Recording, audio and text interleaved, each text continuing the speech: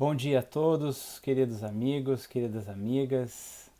Sejam bem-vindos ao Bezerra de Menezes. Meu nome é Marcos de Clay.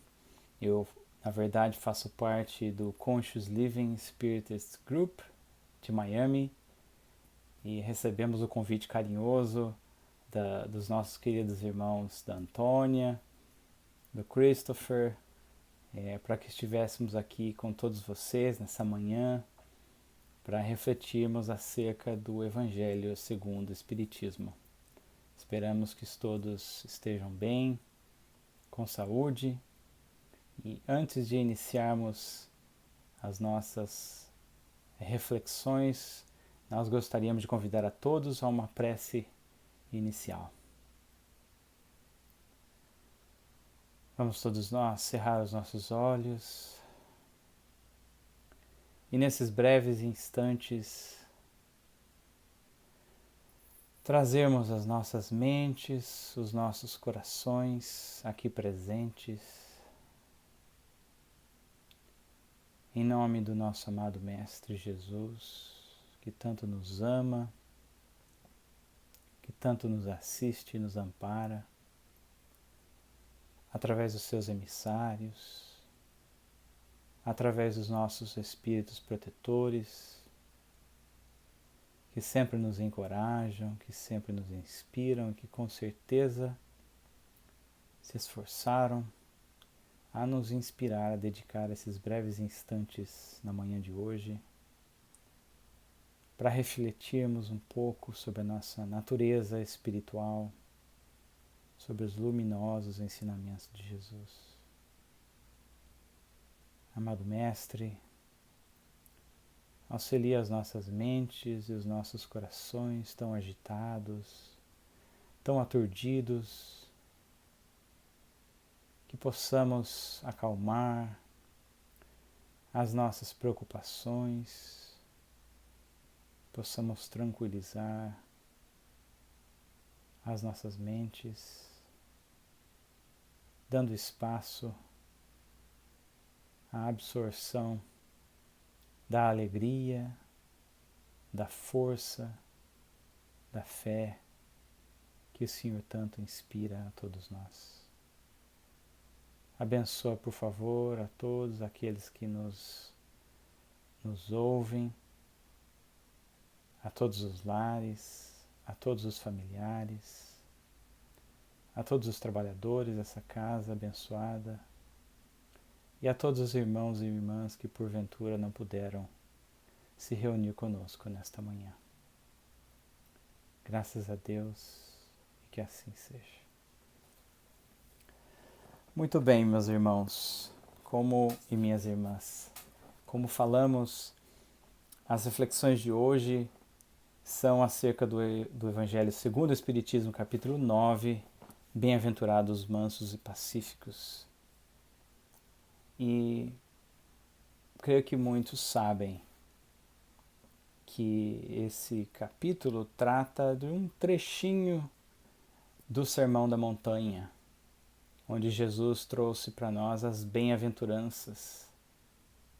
E nós sempre nos recordamos de algo muito interessante, muito curioso, que Mahatma Gandhi, o líder hindu, uma vez disse que se por acaso na face da terra se perdessem toda a literatura espiritual e se salvasse apenas o Sermão da Montanha de Jesus Cristo, nada se perderia.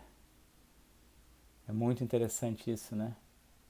O tamanho respeito e a tamanha admiração que ele tinha ou tem pelos ensinamentos do Cristo, porque são ensinamentos universais. Nosso querido Chico Xavier fala para nós que a doutrina espírita, que é a doutrina do Cristo que vem nos explicar o Evangelho de Jesus, é uma doutrina universal, porque ela trata da lei de Deus, que é uma lei vigente em todas as plagas do universo, em todos os lugares do universo.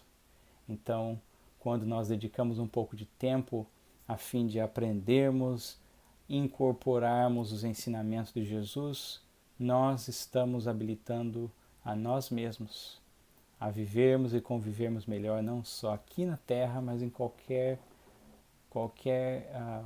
mundo em que um dia habitarmos.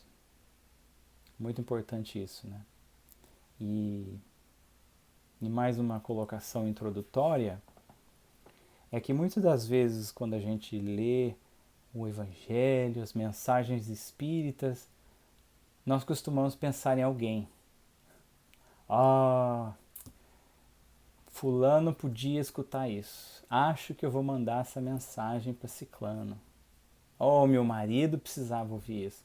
A minha esposa precisava ler essa mensagem. A gente sempre pensa em alguém. Porém, a nossa tarefa conjunta, incluindo a nós hoje, é de fazermos uma reflexão individual. Sempre que lermos e refletirmos em algum tópico, esse é um convite para uma reflexão pessoal e intransferível. Então vamos fazer esse esforço em conjunto, esse exercício em conjunto hoje. Não tem PowerPoint, mas o nosso esforço mental é de fazermos um exercício de olharmos para dentro de nós mesmos. Ao invés de nós olharmos para um PowerPoint, que nós possamos olhar para dentro de nós mesmos. Não para nos crucificarmos, para nos sentirmos mal, mas para avaliarmos como nós estamos frente a esses ensinamentos tão preciosos e identificarmos áreas que precisamos trabalhar. E as duas bem-aventuranças que esse capítulo trata, talvez sejam conhecidas de muitos, está lá no Evangelho de Mateus, capítulo 5. A primeira é: bem-aventurados os que são mansos, porque possuirão a terra. Ou algumas traduções falam: bem-aventurados os que são brandos, porque possuirão a terra. E a outra bem-aventurança: bem-aventurados os pacíficos, porque serão chamados filhos de Deus. Então, nesse capítulo 9 tem muita coisa e a gente talvez não tenha tempo para abordar tudo. Então, nós vamos abordar algumas coisas aqui. E a primeira coisa interessante que nos chama a atenção é por que Jesus diz assim: bem-aventurados os que são brandos, porque possuirão a terra. Porque a gente já viu em muitas parábolas de Jesus nos ensinando a não darmos tanta importância para as coisas materiais, né? E não dar mais importância para as coisas materiais do que para as coisas espirituais. E, no entanto, ele fala aqui: bem-aventurados os que são mansos, porque possuirão a terra. Então, muitas vezes a gente pode pensar por um lado material apenas, né? Que ele estava prometendo a terra. E exatamente no item 5 do Evangelho segundo o Espiritismo, no capítulo 9, ele não diz isso. Na verdade, o espírito de Lázaro fala que Jesus realmente sempre procurou isso, a colocar o lado espiritual acima do material, porque o material é passageiro e o espiritual é o permanente, é da nossa natureza. Porém, quando ele fala que os brandos possuirão a terra, simplesmente porque quando a gente olha ao redor, né, a gente percebe na natureza do mundo, através da história, que aqueles que dominam materialmente o planeta são aqueles belicosos, são os corruptos, né, são aqueles que massacram povos para angariar os bens materiais da terra, para angariar a paz, a proteção do seu povo. E enquanto outros que não têm essa capacidade belicosa, que não têm aqueles exércitos, que não têm essa audácia, né, de fazer o que tem que ser feito, ainda que prejudique o próximo para conquistar as coisas, estes, os mansos, acabam ficando na penúria, na miséria, na fome, doentes. E Jesus vem justamente para trazer esse contraste, né? que apesar desses mais fortes serem aqueles que têm essa dominação, na verdade, os brandos, né, os mansos, eles na verdade herdarão essa terra dócil nos nossos corações, onde Jesus vem trazer o reino da terra que vai muito além das coisas materiais, que vai muito além das posses materiais.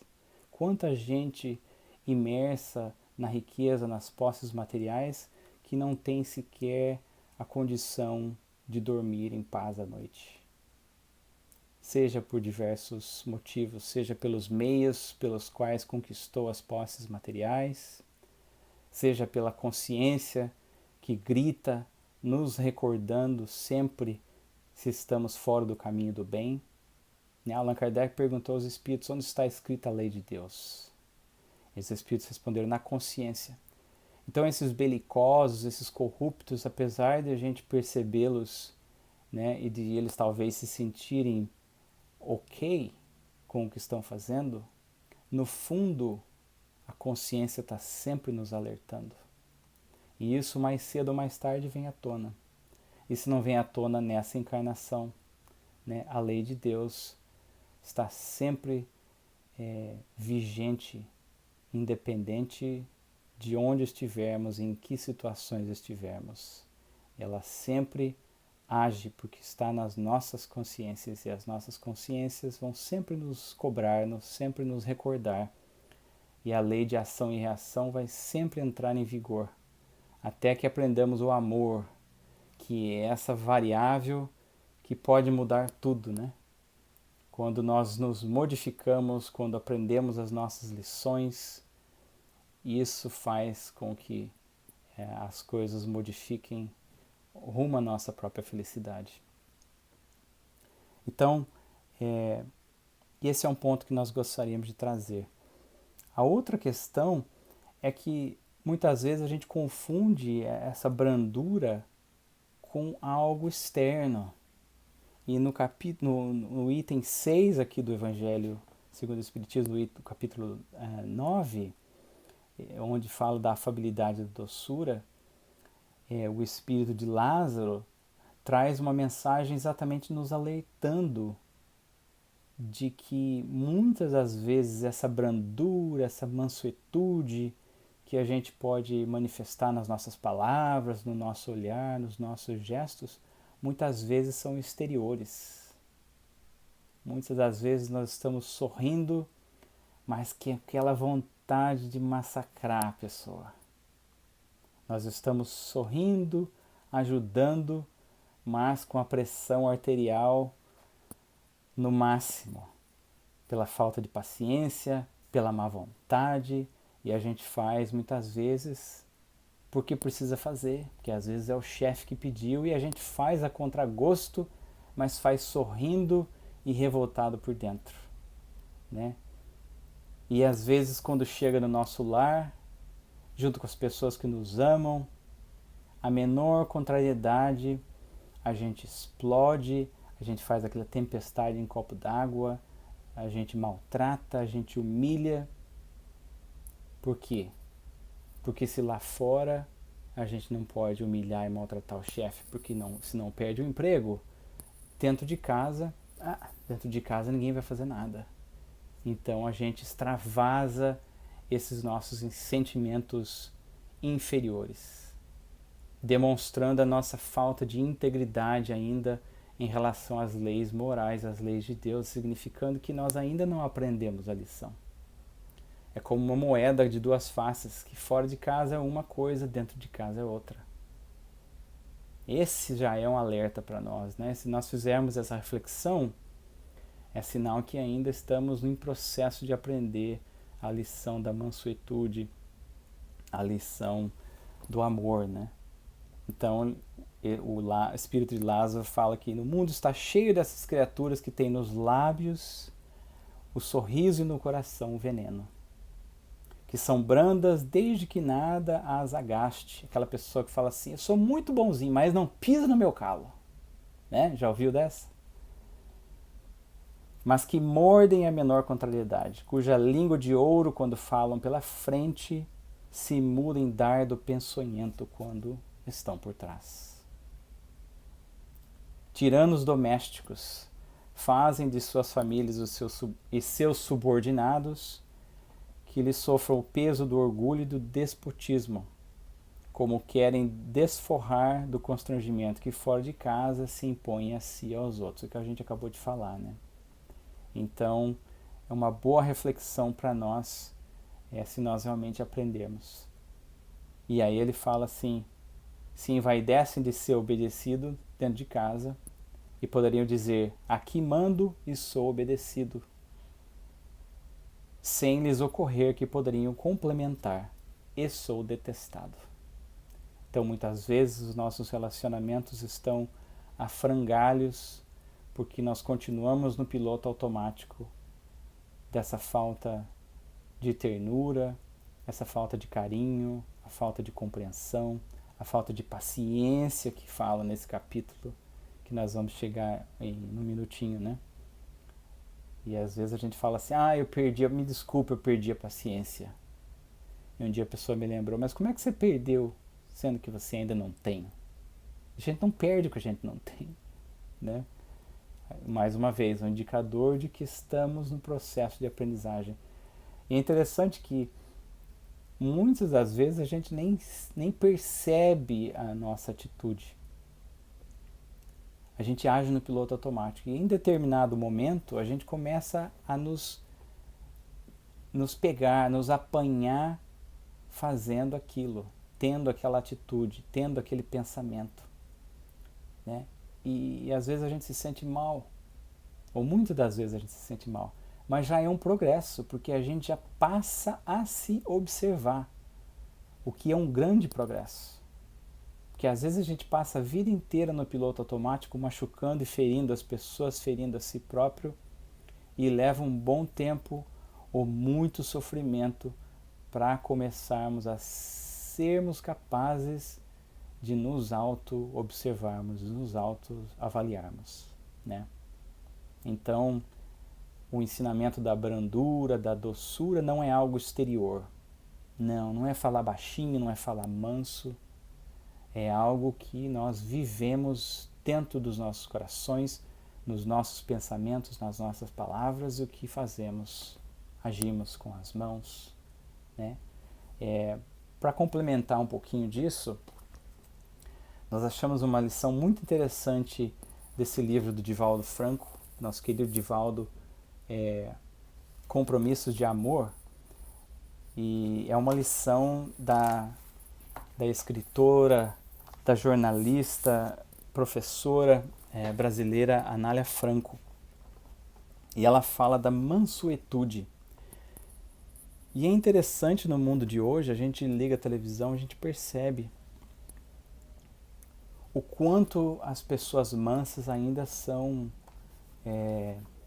bullied, né? Elas são criticadas, elas são compreendidas como pessoas fracas. E a Anália Franco começa nessa lição 8 desse livro, chamada Mansuetude, falando exatamente disso, que a mansidão que Jesus traz para nós nas bem-aventuranças é muitas vezes confundida como fraqueza, como covardia, né? Nós temos um amigo que uma vez disse para a gente que ele, antes de conhecer a doutrina espírita quando jovem, e ele tinha os bullies, né, as pessoas que perseguiam enquanto criança, enquanto jovem, mas ele disse que tinha algo que parecia um freio, que não o deixava revidar, sabe? Ele procurava se defender, procurava evitar, mas ele nunca quis revidar, apesar das pessoas ficarem em cima. E aquilo incomodava, porque os amigos criticavam, e ele se achava um covarde por isso. E ele mentalmente se agredia, né? E ele disse que quando começou na madureza a conhecer, a estudar a doutrina espírita e pôde refletir a respeito desse assunto, ele entendeu. Ele falou assim, talvez seja o aprendizado de outras existências, de erros de outras existências, que nessa o alerta mental está no nível máximo para não cometer os mesmos erros, né? Então eles que aprendeu que aquela mansuetude não era sinal de covardia, era um sinal de sabedoria, né? E nessa lição aqui, Anália Franco diz que o indivíduo manso, o indivíduo brando, é portador de 5 características que são fortalezas, na verdade, tremendas. Nós vamos discorrer um pouquinho sobre essas 5 características para que possamos avaliar se nós já adquirimos, se nós já estamos adquirindo e se muitas vezes a gente se sente mal por nós agirmos como agimos, diferente muitas vezes das pessoas que estão ao nosso redor, para que nós tenhamos mais motivação para continuarmos no caminho certo. Que muitas vezes a gente destoa, né, do mundo ao nosso redor, principalmente os jovens, né, que estão começando a se afirmar, que estão procurando entender quem são, o papel deles no mundo, e esse mundo tão agitado e tão virado de ponta cabeça que é muito difícil, especialmente para os jovens, manterem firmes os seus valores espirituais, né, positivos. Então a primeira é coragem, que até é interessante, né, essa historinha que a gente acabou de contar, desse nosso amigo que achava que evitar o revide era um sinal de covardia. Anália Franco aqui diz que, na verdade, o indivíduo manso é portador de muita coragem, que administra de modo a vencer os impulsos de rebeldia e de agressividade. Então, a nossa realidade inferior, que nós somos ainda espíritos em processo de evolução, né? Quando a gente estuda a escala espírita, a gente percebe que a gente ainda está naquela categoria inferior, aquela mistura de virtudes e vícios, de qualidades e defeitos. A gente vê o mundo, né? A natureza do mundo e aonde estamos colocados para o nosso aprendizado. A gente ainda tem esses traços de rebeldia, de belicosidade, né? Da falta de paciência, e o indivíduo manso, ele é portador da coragem. Por que é coragem? Não a coragem de revidar, mas a coragem de ter aquela luta interior que vai contra muitas vezes o que as pessoas ao nosso redor esperam de nós, né? As pessoas muitas vezes esperam que a gente dê o troco, aquela pessoa que nos ofende, que a gente nunca mais fale com aquela pessoa, né? Aquela pessoa que nos emprestou um livro que não devolveu, que a gente nunca mais empreste um livro para ela. Essas coisinhas pequenininhas, mas muitas vezes são as alfinetadazinhas que nos fazem muitas vezes nos fecharmos para o mundo, nos tornarmos uma pessoa espinhenta, espinhosa, não sei como é que fala direito, né? Mas aquela pessoa que foi machucada e ela vive armada. E a mansuetude traz a característica do perdão, a característica da compreensão, a característica de dar ao outro aquilo que gostaríamos que dessem para nós, né? Aquele ensinamento máximo do Cristo. E é preciso muita coragem, porque para isso a gente precisa engolir o nosso orgulho, a nossa vaidade. Porque às vezes as pessoas esperam de nós determinada atitude que vai ser mal compreendida, que vai fazer com que sejamos criticados. Vejamos Jesus, né? O que Jesus passou, o que os próprios discípulos esperavam que Jesus como esperavam que Jesus respondesse, e ele se manteve com a sua mansidão, com a sua magnânima coragem, em nome do amor por todos nós, e carregou a sua missão até o final. Então a brandura dele, a brandura do Cordeiro de Deus, né, que está nas Escrituras, na verdade é carregada de tamanha coragem, que muitas vezes nos falta. É mais fácil revidar, é mais fácil ser agressivo, é mais fácil usar palavras rudes do que nos calarmos, do que aceitarmos, do que nos resignarmos. A segunda característica do do indivíduo manso é o controle emocional. Controle emocional. Que nós, né, pelas características que nós falamos, é muito fácil nós perdermos a cabeça, né? Quantos crimes, quantos atos horrendos a gente vê muitas vezes na televisão, de pessoas que têm ao seu redor armas e que no momento de desequilíbrio acabam cometendo crimes e loucuras, até mesmo com aqueles mais próximos da própria família, né? Então a pessoa branda, ela tem a capacidade, ela desenvolveu a capacidade de controle emocional, né? Ela sabe se perceber quando a pressão arterial começa a borbulhar, né? Quando ela percebe que vai explodir, ela consegue um jeito de se distanciar daquele problema naquele momento e não responder depois. Aquele e-mail que a gente recebe e que a gente fala assim, como é que pode, como é que você ousa me dizer um negócio desse? E a gente vai lá e na hora escreve poucas e boas, como a gente diz, e responde, e aí as consequências só pioram, né?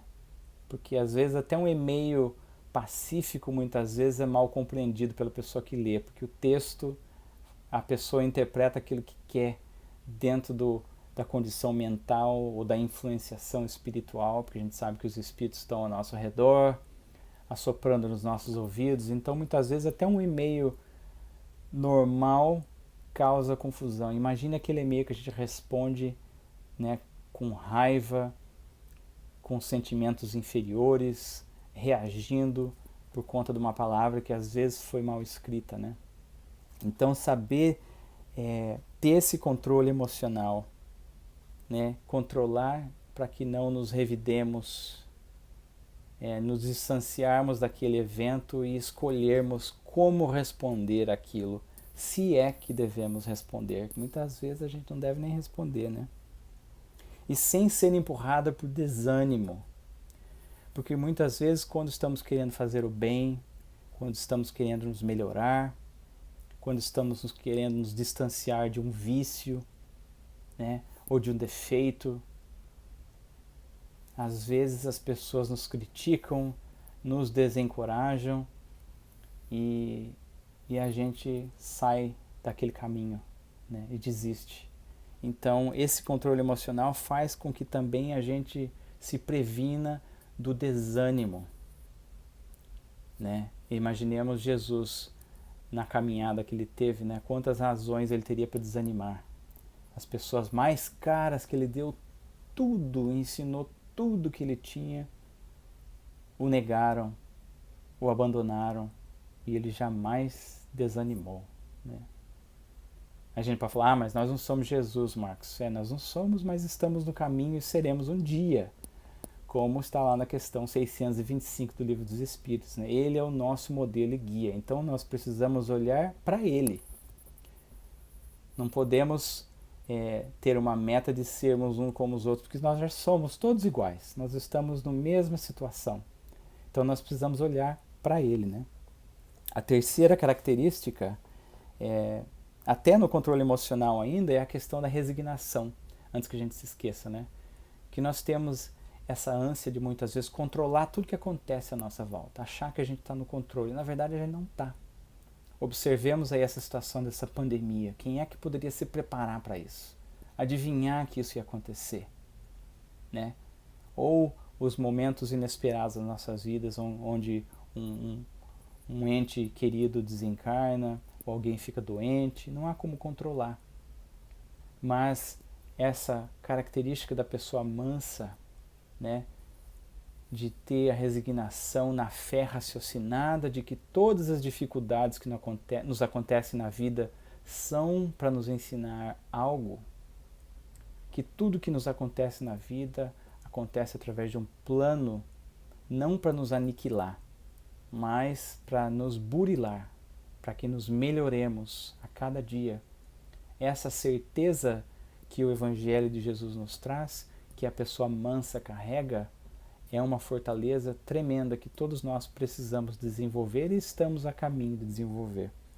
A terceira característica é a energia. A energia para mantermos as nossas determinações sempre prosseguindo em frente. Para não nos desanimarmos, mas também, como diz Anália Franco, para defender as nossas próprias convicções, porque nós vamos ser mal compreendidos quando decidimos nos melhorarmos, decidimos nos esforçar em trilhar o caminho que Jesus mostra para nós. E não é hipocrisia falar que nós podemos ter a determinação de trilhar o caminho que Jesus deixou para nós. Porque se nós lembrarmos, quando Allan Kardec pergunta aos espíritos como é que se identifica o verdadeiro espírita, e eles respondem pelos esforços que faz para domar as suas más tendências, as suas más inclinações. E o verdadeiro espírita sabemos que é a mesma coisa que o verdadeiro cristão. Então, é importante que nós mantenhamos a energia de manter as nossas convicções, ainda que sejamos criticados,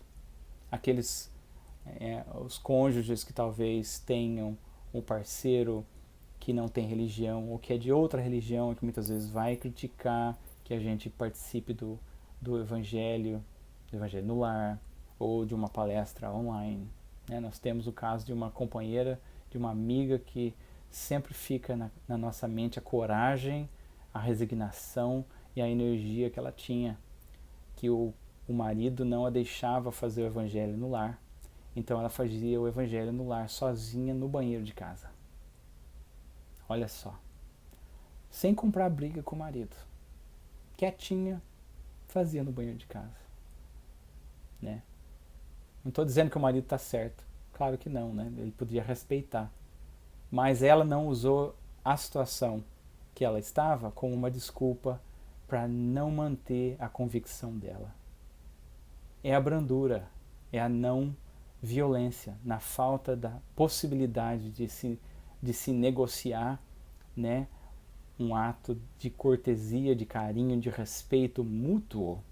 Na impossibilidade, ela fez o que tinha que fazer. Então é o exemplo da energia. Até a gente lembra no livro Os Mensageiros, tem uma historinha no capítulo 20 da serpente e o sábio, a serpente e o santo, que havia uma serpente no determinado vilarejo da Índia e a serpente vivia picando todo mundo tinha medo. Aí passou esse sábio e disse: serpente, mas que coisa feia, você é uma filha de Deus e todos esses irmãos são irmãos seus, são filhos de Deus, você tem que parar de picá-los, porque isso não está certo. E a serpente amansou, acalmou, parou de picá-los. Ela falou: é verdade, me esqueci disso. E aí ela foi no vilarejo um dia. O que aconteceu quando a serpente foi no vilarejo? Todo mundo achou que ela ia sair picando todo mundo. E desceram a pedrada, paulada na coitada da serpente. E ela voltou para o canto dela. E um belo dia passou de novo, alguns meses, alguns anos, passou esse sábio mais uma vez e viu a serpente toda escangalhada, toda estrupiada, machucada, de olho roxo, como se tivesse olho roxo, E ele falou: serpente, o que aconteceu com você? Olha, eu segui os seus conselhos. Eu parei de picá-los e não revidei e procurei ser branda e calma.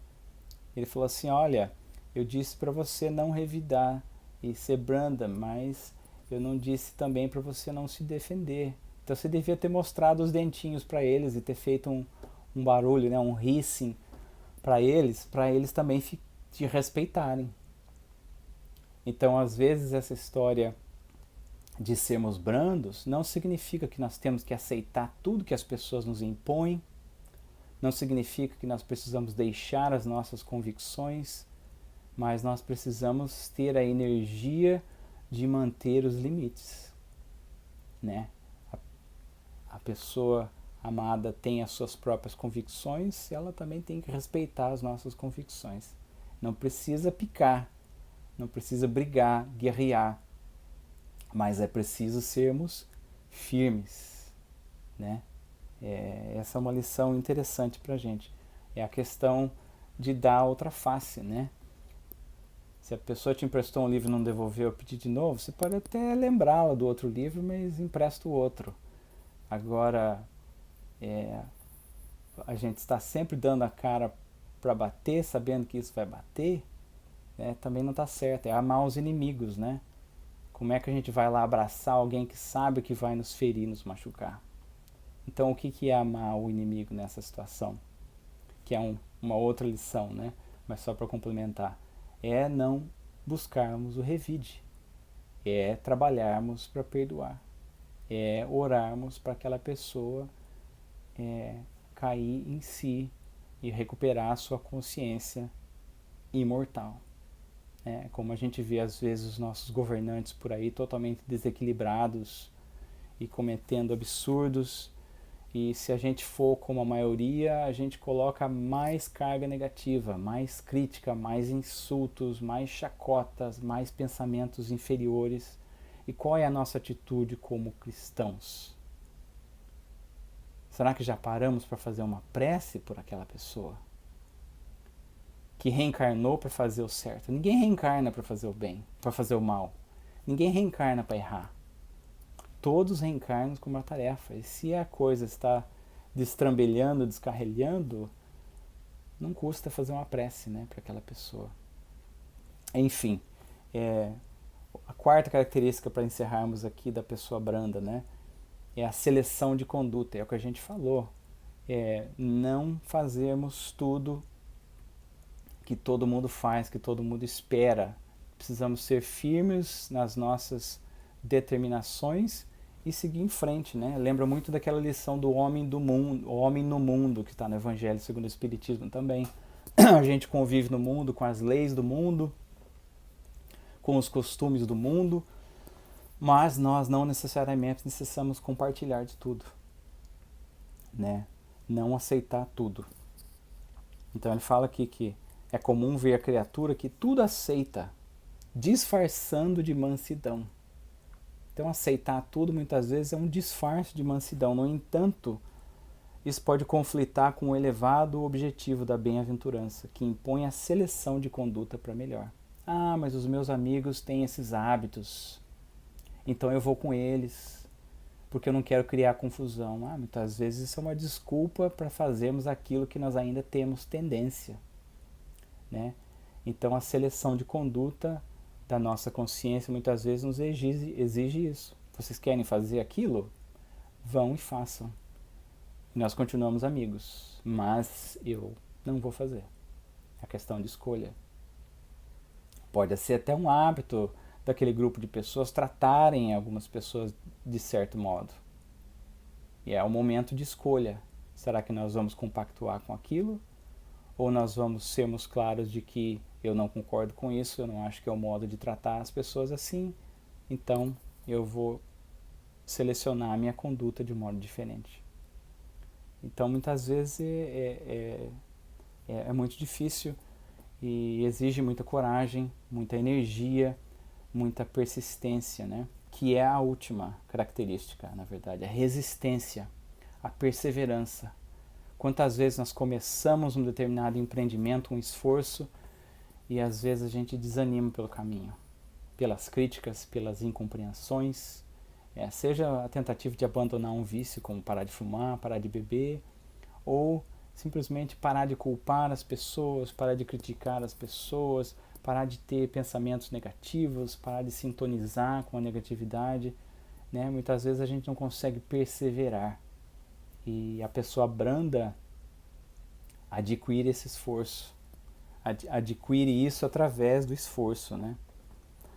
Ela é resistente ao mal. E a pessoa branda não alberga, não guarda nas atitudes, nem mesmo no pensamento, o mal. Ela cultiva o bem e proporciona progresso e inspira a felicidade. Então, muito importante a questão do pensamento, né? E também no Livro dos Espíritos, a gente percebe o ensinamento dos Espíritos, né? Que nos dizem que muitas vezes os Espíritos influenciam a nós ao ponto de que muitas vezes são eles que nos dirigem. As palavras, os pensamentos, os gestos. E é importante que estejamos atentos ao que estamos pensando, que muitas vezes aqueles pensamentos não são nossos, né? Então, a gente pode perceber através dessa leitura, dessa reflexão aqui, o quanto que essa brandura exige esforço. Aquela calma aparente, na verdade, exige muito esforço. E uma outra lição que nós gostaríamos de ler e discutir brevemente com vocês é justamente sobre a paciência, porque todas essas virtudes aqui nos recordam uma analogia muito importante para a gente concluir. Que às vezes a gente espera conseguir adquirir essas virtudes, essas características de um dia para o outro. A gente desanima muito fácil, porque a gente tenta e erra, mas na verdade é assim que a gente conquista. Quando a gente vê uma pessoa, um homem de bem, alguém que já está, ou uma mulher de bem, né, que já está adiante nesse processo evolutivo, a gente fala, poxa, né, eu queria estar como aquela pessoa, mas aquela pessoa se esforçou muito do mesmo modo que nós estamos nos esforçando, então é importante perseverarmos, né? No item seguinte, no Evangelho segundo o Espiritismo, capítulo 9, item 7, fala da paciência, que a gente estava brincando aqui, né? Impossível você perder a paciência, porque você não perde o que você não tem, né? Então, às vezes, a gente ainda não tem. Mas o item da paciência eu achei interessante. Nós fomos nesse livro, que também é fantástico, O Consolador, de Emmanuel Chico Xavier, e ele perguntou, né? O que é a paciência e como adquiri-la? Como é que a gente faz para adquirir a paciência? E ele diz assim, lá na pergunta 254, para quem quiser consultar depois. A verdadeira paciência é sempre uma exteriorização da alma que realizou muito amor em si mesma para dá-lo a outrem, para dá-lo a outra pessoa através da exemplificação. Então, às vezes, quando a gente encontra a doutrina espírita, a gente encontra o Evangelho de Jesus, a gente quer salvar o mundo, a gente quer mudar o mundo, e a gente fica maravilhado, a gente quer dividir com todo mundo, né? A gente quer voluntariar e fazer tudo. E Jesus aponta para o nosso coração, porque ele sabe muito bem dessa lição, como mestre e professor de todos nós, né? A verdadeira paciência é a exteriorização da alma que muito realizou em si mesma. Então a gente lembra da analogia do bambu, né? Aquela planta, acho que é oriental, se não me engano, que ela passa décadas crescendo abaixo, dentro do solo, as raízes se expandindo e crescendo, e a gente pode até achar que não tem nada, que não tem planta nenhuma ali, que esse negócio não cresce, mas ela está ali trabalhando e crescendo, às vezes por 20, 30 anos, e de repente, quando a base está sólida, ela brota acima do solo e a gente vê aquela planta gigantesca crescendo muito rapidamente, que é impressionante. Então, a paciência, diz Emmanuel, é algo assim, em que a alma passou muito tempo se esforçando muito para construir aquilo, para adquirir amor em si mesma. E aí, quando a gente aprende, a gente é capaz de dar ao outro. É claro que nesse processo de aprendizado a gente procura dividir, né, na medida do possível, mas a gente nunca vai poder amar completamente se a gente não aprender a nos amar. E a paciência é isso, né? É aceitar as circunstâncias, é aceitar que não estamos no controle, é aceitar que as pessoas que estão ao nosso redor têm o seu próprio tempo de aprendizado. Como a árvore de bambu, elas também estão crescendo e investindo em seu desenvolvimento, e a gente pode até achar que não, que nada mudou. Mas o tempo é o grande professor, né? Eu achei muito interessante isso. Então, essa reflexão é para cada um de nós, para focarmos na nossa melhoria antes de focarmos na melhoria daqueles que estão ao nosso redor. Como diz a Madre Teresa, né, se todo mundo limpasse a frente das suas portas, o mundo inteiro estaria limpo, né? Numa analogia muito simplória, muito simples, de que se cada um cuidar do seu próprio coração, o mundo se transformará. E é assim que a transformação do planeta, né, a transição planetária vai acontecer. Nada miraculoso, mas a transformação individual dos nossos corações. E tanto que Jesus falou, né, amar ao próximo como a si mesmo. A gente já consegue amar a nós mesmos? E nessa pandemia tem sido uma lição e tanto para muitos de nós, né?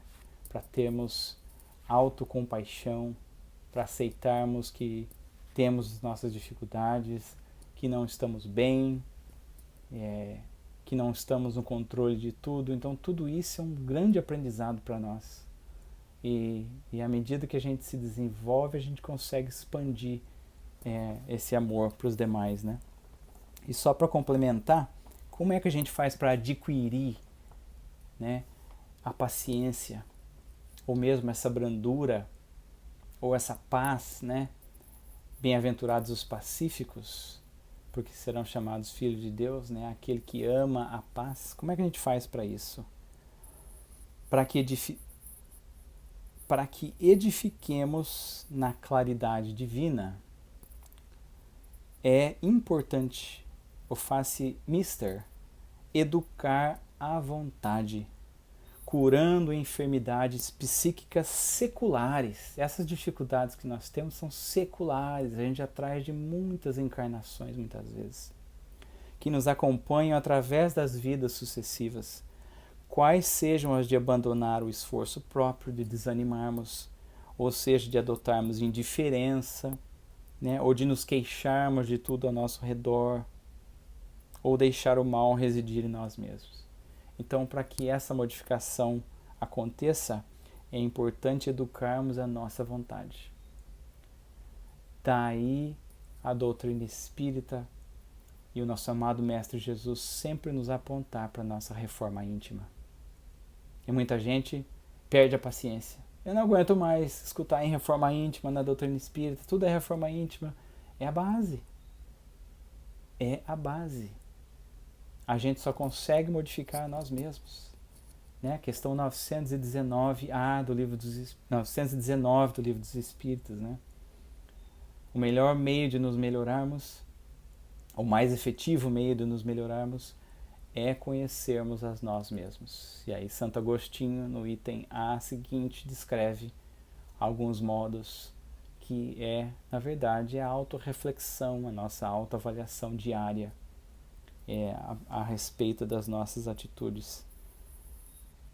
Então, meus amigos, eu sei que o nosso tempo já se esvai, mas essas são as reflexões que gostaríamos de deixar com todos, e a mensagem final de que todos possamos dar a nossa contribuição pessoal para a paz. Na verdade, foi uma pergunta que fizeram para Chico Xavier, né? Como podemos dar a nossa contribuição pessoal para a paz? E ele falou assim: tenho aprendido com os benfeitores espirituais que a paz é a doação que podemos oferecer aos outros sem tê-la para nós mesmos. Lembrando a coragem do brando, do manso, né? Que apesar do mundo revolto ao redor de nós, apesar de sermos incompreendidos, nós podemos escolher como responder a esses eventos que chegam até nós. Que não é revidando, que não é adotando uma atitude violenta, não é adotando uma atitude de desculpas e culpa e blaming, né? Não é concordando com tudo, com as barbaridades que estão, mas sendo íntegro à nossa consciência, a nossa conduta cristã, é fazendo a nossa parte. É como aquela imagem do dominó, que uma pecinha bate na outra e vai o caminho todo caindo, e como se nós fôssemos uma pecinha do dominó que desse um passinho para o lado. E aí aquilo para na gente. Ou aquela analogia dos fósforos, né? Tem vários fósforos e a pessoa bota fogo em um, e aí passa no outro, e de repente alguém tira um fósforo da sequência, o fogo para ali, não passa para frente. Então que sejamos nós, em nossos esforços, né, essa pessoa que ama a paz, que ama a brandura, que possamos valorizar essa característica que Jesus trouxe para todos nós, sendo o exemplo máximo da mansuetude, o exemplo máximo da brandura, né, o exemplo máximo daquele que não só ama a paz, mas se tornou um pacificador. É aquele que leva a paz, para que um dia nós passemos de ser pessoas que amam a paz e que cheguemos a tal ponto de sermos também pacificadores. E com isso nós gostaríamos de fazer a nossa breve prece final. Amado Jesus, agradecemos, Senhor, por esses instantes, pelo vosso exemplo magnânimo, pelo vosso sacrifício de suportar as dores e as dificuldades em meio à turbulência dos corações humanos. Agradecemos, Senhor, pela vossa presença contínua junto a nós, irmãos ainda transviados da lei divina, buscando trilhar os vossos caminhos, ainda que com tanta dificuldade. Auxilia, Senhor, que os nossos corações possam se inundar da vossa alegria, da vossa perseverança, da vossa fé inabalável no Pai Divino. Que nós possamos ouvir mais aos nossos espíritos protetores, que incansavelmente nos inspiram, nos aconselham, que tenhamos mais a aceitação das nossas limitações, e que possamos, Senhor, nos habituar a estarmos cada vez mais pensando, refletindo e agindo nas vossas lições, nos vossos ensinamentos e buscando praticá-los em todos os dias. Abençoa a todos os irmãos e irmãs dessa querida Casa Bezerra de Menezes, a todos nós que aqui nos reunimos e aos nossos familiares. Graças a Deus, que assim seja. Queridos irmãos, queridas irmãs, mais uma vez, muito obrigado pela atenção, pelo convite, e que Jesus abençoe a todos nós, que sigamos em frente com os nossos esforços de vivenciar esses ensinamentos tão lindos, de valorizar a brandura, a doçura, a paciência, mesmo que o mundo revolto lá fora não dê valor a isso ainda. Que Jesus abençoe a todos. Muito obrigado.